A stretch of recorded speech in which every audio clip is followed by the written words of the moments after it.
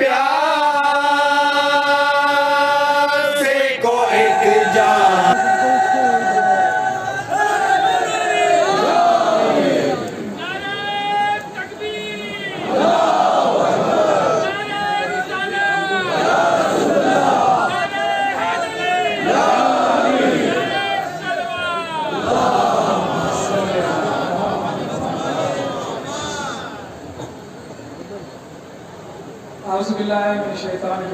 बिस्मिल्लाहिर्रहमानिर्रहीम। ख्वातीन हज़रात, डायस पे मौजूद तमाम उलमा कराम, मौलाना जवाद नकवी साहब, अंजुमन हैदरी के तमाम ओहदेदारान, यहाँ मौजूद इमाम हुसैन रसूलुल्लाह हज़रत अली और इस्लाम के चाहने वालों, इंसाफ के चाहने वालों, बराबरी के चाहने वालों, अस्सलाम वालेकुम रहमतुल्लाह।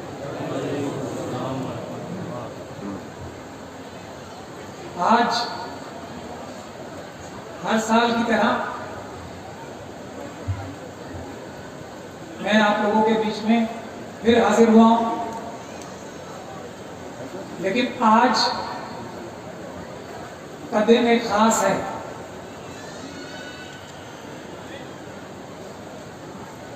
और दो मुद्दों पर मैं बात करना चाहता हूं आप लोगों से। और आज दिल जो है भारी भी है बहुत, और शायद बड़ी बड़ी मुश्किलें आई। करबला की ये जोरबाग की जमीन आजाद कराने में जालिमों से बड़ी बड़ी ताकतें सामने आई, लेकिन हम मुट्ठी भर लोगों ने करबला के सदके में वो कारनामे अंजाम दिए जो हमारे मुल्क भारत की तारीख में वक्त के लिए बहुत कम जगह ऐसे कारनामे अंजाम दिए गए होंगे इतनी मुश्किल से। इसीलिए दिल आज भारी है, इसलिए नहीं कि दुश्मनों की तादाद बढ़ गई है। अल्लाह को हाजिर नाजिर जान के बोल रहे हैं हम, और मैं अपनी तरफ से नहीं, पूरी उस टीम की तरफ से जिसमें पीछे भी लोग बैठे हैं और आगे भी बैठे हैं, और बहुत सारे लोग ऐसे हैं जो यहां मौजूद नहीं है, कि दुश्मनों से जो यजीदी सामने हैं उनसे हमें 1% भी डर नहीं है, 1% भी उनकी फिक्र नहीं है हमें। जब अल्लाह ताला ने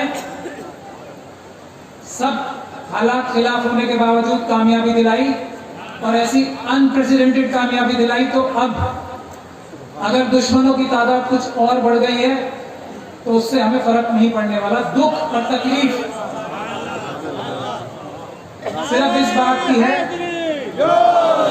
नारे हैदरी, नारे तकबीर, नारे रिसालत, नारे हैदरी। दुख और तकलीफ सिर्फ इस बात की है कि इस बार कुछ ऐसे लोग गुमराह हो रहे हैं जिन्होंने करबला की तहरीक में उस वक्त ताउन किया है, खून पसीना बहाया।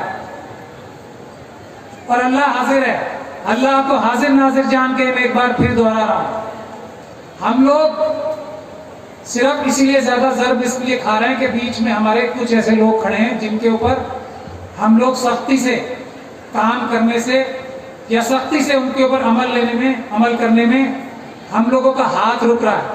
मैं पूरी जिम्मेदारी के साथ, पूरे एतमाद के साथ और पूरी जिम्मेदारी के साथ और पूरी आजिज़ी के साथ ये बात बोल रहा हूँ। मैं उन लोगों से सबसे पहले मुखातिब हूँ कि मेहरबानी करके, कमियां हो सकती हैं अंजुमन के हैदरी के ओहदेदारान में भी, लेकिन वो कमियां क्या इमाम हुसैन से के रोजे से या उनके वक्फ से, क्या उससे बेईमानी है?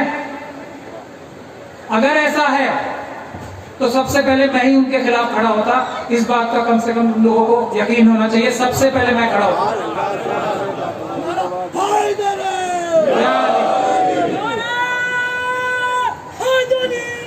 तो फिर हम सब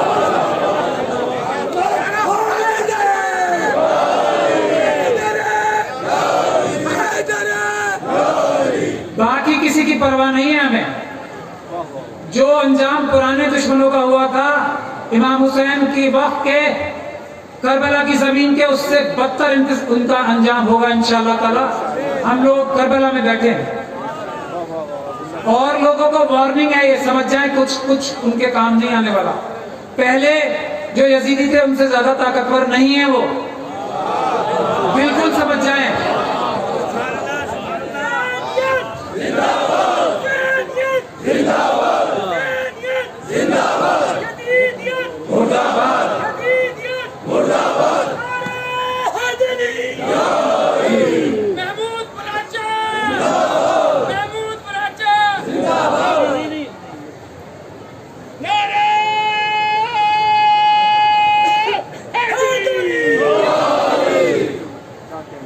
अपनों को छोड़कर बाकी सारे जितने भी यजीदी हैं कान खोलकर सुन लें, करबला के मुखालिफ खड़े हैं, वो मिट्टी में मिल जाएंगे, मिट्टी में मिल जाएंगे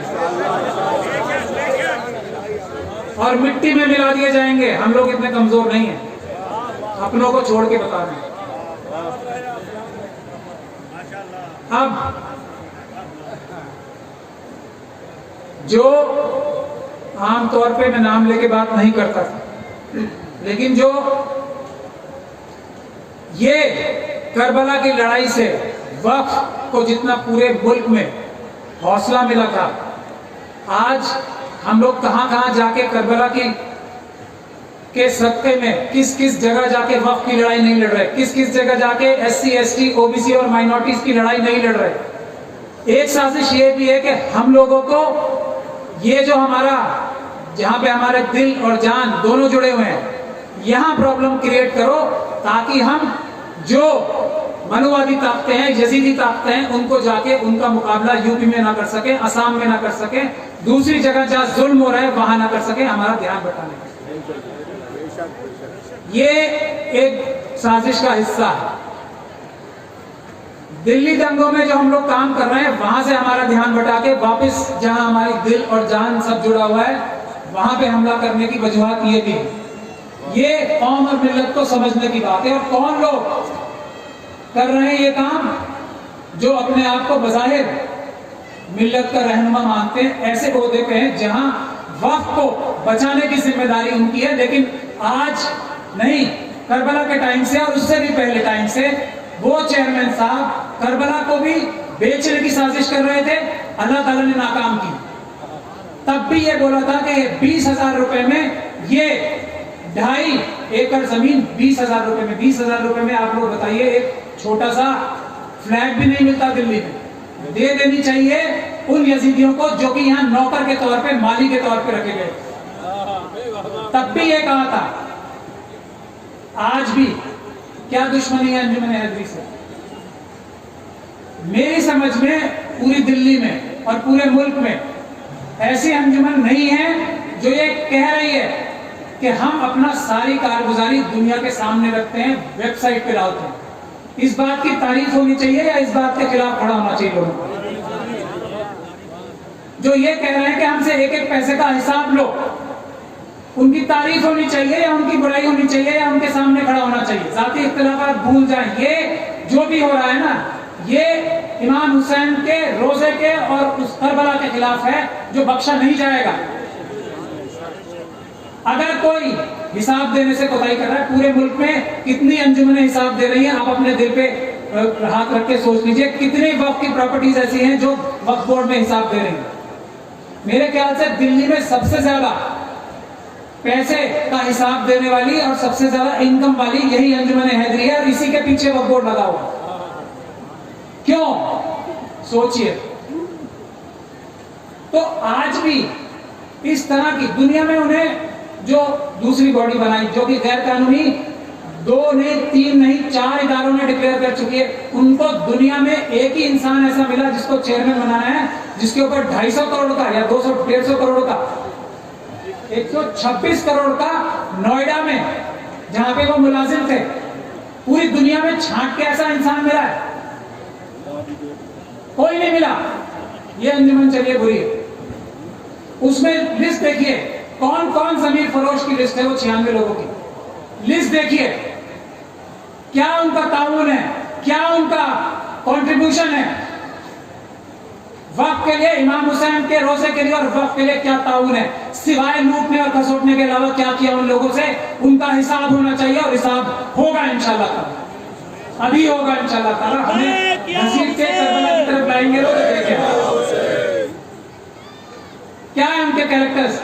एक एक से मैं आप लोगों से, ये पहले भी आप लोगों ने इस करबला के लिए लड़ाई लड़के जीती थी, आपसे गुजारिश है एक एक शख्स की जिम्मेदारी है कि उन 96 के 96 लोगों से उनसे पूछिए आपने क्या कंट्रीब्यूशन किया है, क्या आपका बैकग्राउंड है, किस वक्त के लिए आपने काम किया है, किस इमाम हुसैन के रोजे के लिए काम किया है, किस इस्लाम के लिए आपने क्या काम किया है, पूछिए। ये मजाक की बात नहीं है, ये छोटा इशू नहीं है। हिम्मत कैसे होती है हम लोगों की कि ऐसी जगह पे नजर डाल सके, हिम्मत कैसे होती है, इस बात से मुझे रंज है, इस बात से मेरा दिल दुख रहा है। हिम्मत कैसे हुई कि वो ऐसी जगह पे कदम रखने की सोच भी सकते हैं। चेयरमैन नहीं तो कहा था, एक छोटे सा चेयरमैन है, चेयरमैन आते हैं जाते हैं, और ये चेयरमैन जेल जाएगा, ऐसा मैं वादा आप लोगों के साथ कर रहा हूं। जेल जाएगा और लंबे टाइम तक जेल में रहेगा।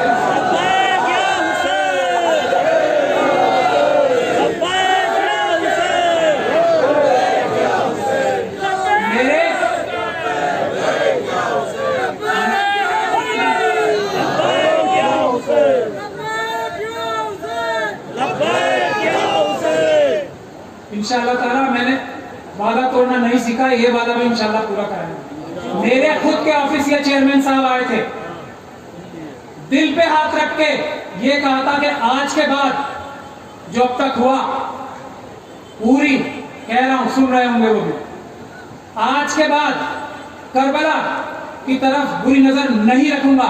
मुझसे दिल पे हाथ रख के वादा किया था। मैंने भी वादा किया था कि अगर आप वक्त और बिलखुसूस करबला की तरफ अपनी बदनीयती नहीं रखोगे तो हम आपका ताउन करेंगे, आपको मजबूत करेंगे, क्योंकि आपकी खुद की सरकार में आपकी वैल्यू एक गुलाम से ज्यादा नहीं है। ये वादा किया था मैंने, लेकिन वादा खिलाफी हर यजीदी ने हमेशा वादा खिलाफी की है, हर यजीदियत के मानने वाले ने हमेशा वादा खिलाफी की है। आज इस यजीद के मानने वाले ने भी वादा खिलाफी की है। हम वादा खिलाफी नहीं करेंगे, ये जेल जाएगा और लंबे टाइम तक जेल रहेगा, और इंशाल्लाह ताला करबला के ऊपर जो नजर उठेगी वो जेल की सलाखों के पीछे होगी। जेल में नहीं है ना।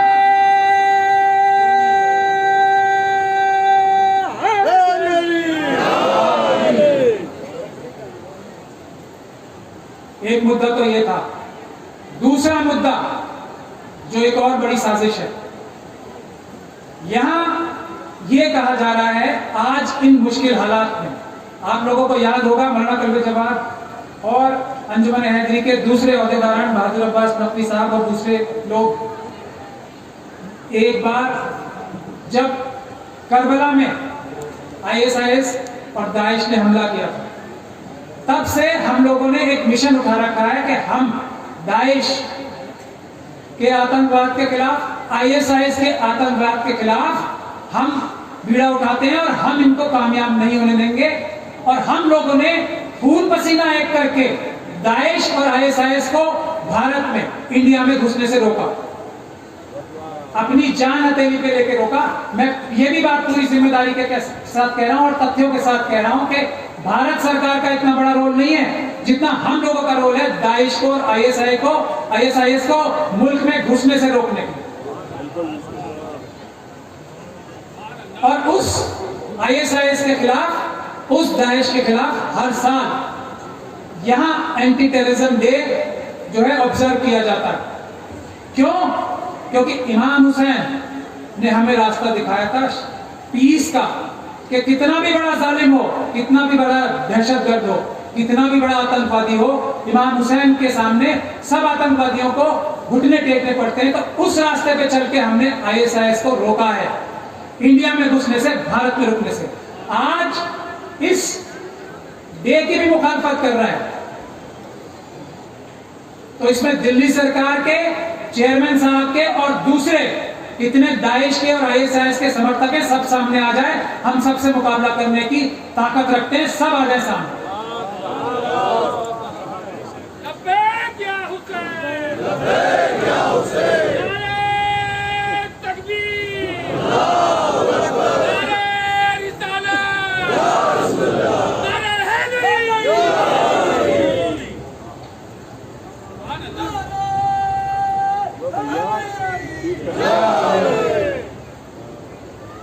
तो सब आ जाएं, इंडिया के अंदर वाले भी आ जाएं और इंडिया के बाहर वाले भी आ जाएं। सबको ले आओ, चेयरमैन साहब और अरविंद केजरीवाल साहब, आप भी ले आओ सबको।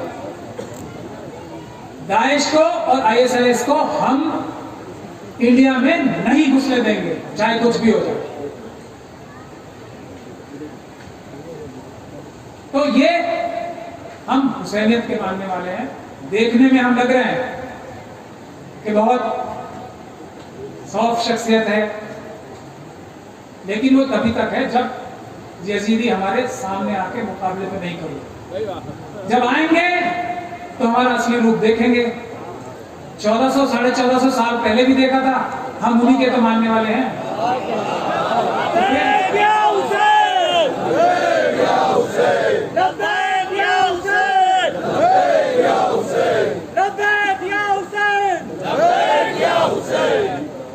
यजीदियत को हराएंगे, इस्लाम को, इस्लाम के लिए अपनी जान भी कुर्बान कर देंगे। दाइश और ISIS को किसी भी कीमत पे जान देकर भी रोकेंगे, किसी हालत में। और जो जिसकी मजाल है वो आ जाए, दाइश का हिमायती है, हमदर्द। हम लोग तो बगैर किसी हिफाजत के घूमते ना, आ जाए उसका इलाज करें। तो यही कुछ बातें थी जो मैं आप लोगों से करना चाहता था।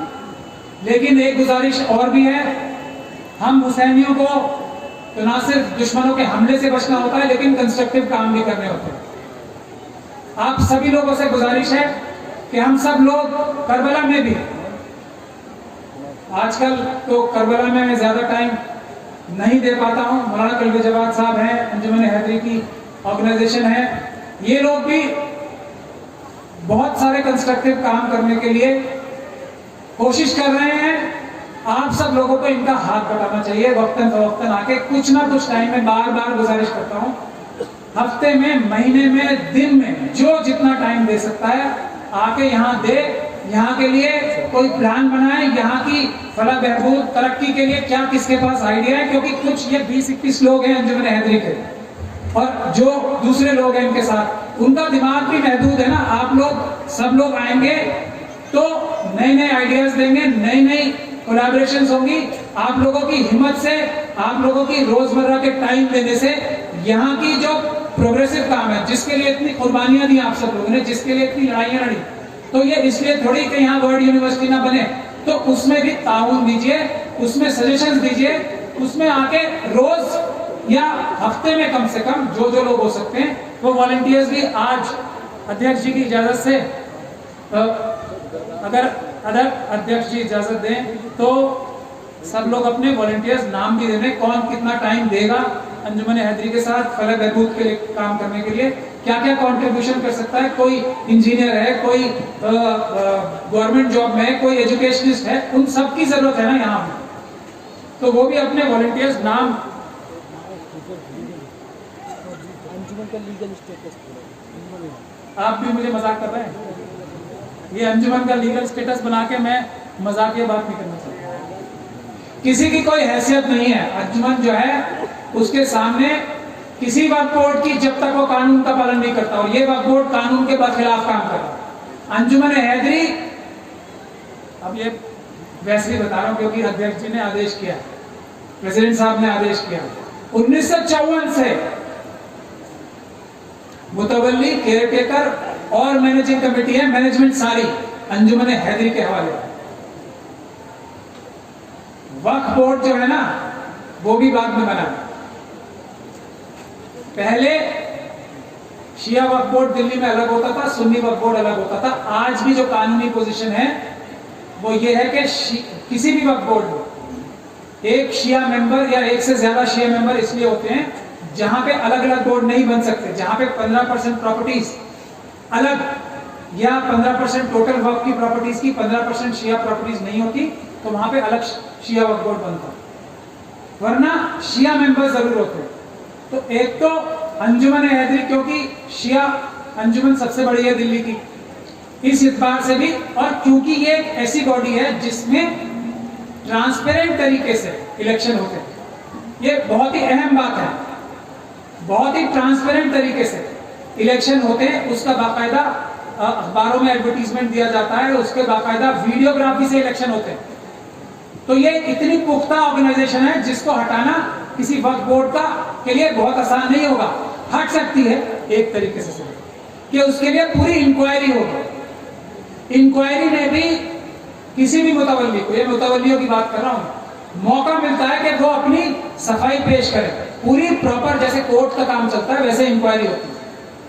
वैसे इंक्वायरी के बाद ही कोई अंजुमन हट सकती है, और अंजुमन हैदरी की कोई भी कार्रवाई ऐसी नहीं है। पहले तो ये कोई एक आदमी नहीं है, वक्फ बोर्ड ने इसे नॉमिनेट नहीं किया है, ये तो अपनी एक ऑर्गेनाइजेशन है, मुतवल्ली पहले से चली आ रही है, जो एक सोसाइटी है, जो सोसाइटीज रजिस्ट्रेशन एक्ट के तहत बनी हुई है। ये आंसरेबल है अपने मेंबर्स को, ये आंसरेबल है हर एक मोमिन को जो शिया मसलक से ताल्लुक रखता है, वरना ये किसी को आंसरेबल नहीं है। और कानून को आंसरेबल है, जो कि वक्फ एक्ट है, उसके तहत काम करना। ये है इसकी पोजीशन लीगल। ये कई सारी मुतवल्ली ऐसे हैं वक्फ बोर्ड में जिन्हें वक्फ बोर्ड ने अपने जेब से अपॉइंट कर दिया, जैसे यहाँ भी कोशिश हो रही थी, उसकी वैल्यू नहीं होती। ये तो एक सोसाइटीज रजिस्ट्रेशन एक्ट में सोसाइटी है जिसके इलेक्शन हो रहे हैं, तो इसको हटाना तो एकदम नामुमकिन है जब तक ये वक्फ एक्ट का उल्लंघन नहीं करते। तो जब पहले एक पैनल कमेटी बनाई गई थी, हटाया नहीं गया था तब एक गैर कानूनी तरीके से, अब मैं प्रधानमंत्री की जगह एक अपना प्रधानमंत्री अपॉइंट कर दूं, ये वैसी बात नहीं कर सकता है कोई कि ये तो देश का प्रधानमंत्री है जो इलेक्शन से जीत के आता है और ये हमारा प्रधानमंत्री है क्योंकि अध्यक्ष जी हमें बड़े पसंद है, हम इनको अपना प्रधानमंत्री बना दें। ये है उस कमेटी की वैल्यू, कर ही नहीं सकता। तो ये कानूनी पोजीशन रही। बाकी मैंने आप लोगों का आज ज्यादा टाइम लिया, मेरा दिल भी बहुत भरा हुआ था, आज कुछ जज्बात थे जो मैंने आपके सामने रखे। मेहरबानी करके उस पर गौर फरमाएं। जो हम दूसरे काम कर रहे हैं, हम और जगह भी बहुत फंसे हुए हैं, दिल्ली दंगे ले लीजिए, अभी यूपी में भी और दूसरी जगहों पे, आसाम में भी अभी जाना है। तो मेहरबानी करके यहाँ पे जो हमले हो रहे हैं उसमें सब ताउन करें, हमले बचाने में भी, हमलों से मुकाबला करने में भी, और जो यहाँ कंस्ट्रक्टिव काम होने हैं उसमें भी। बस आखिर उदाहरण मैं यही गुजारिश करना चाहता था, आप लोग हमारे हक में दुआ करें और हम सब के हक में दुआ करें। अगर हम ठीक काम कर रहे हैं तो अल्लाह ताला अपने हिफ्ज़ व अमान में रखे, हुसैनियत जीते और यजीदियत हारे। बहुत बहुत शुक्रिया। अस्सलाम वालेकुम। नारे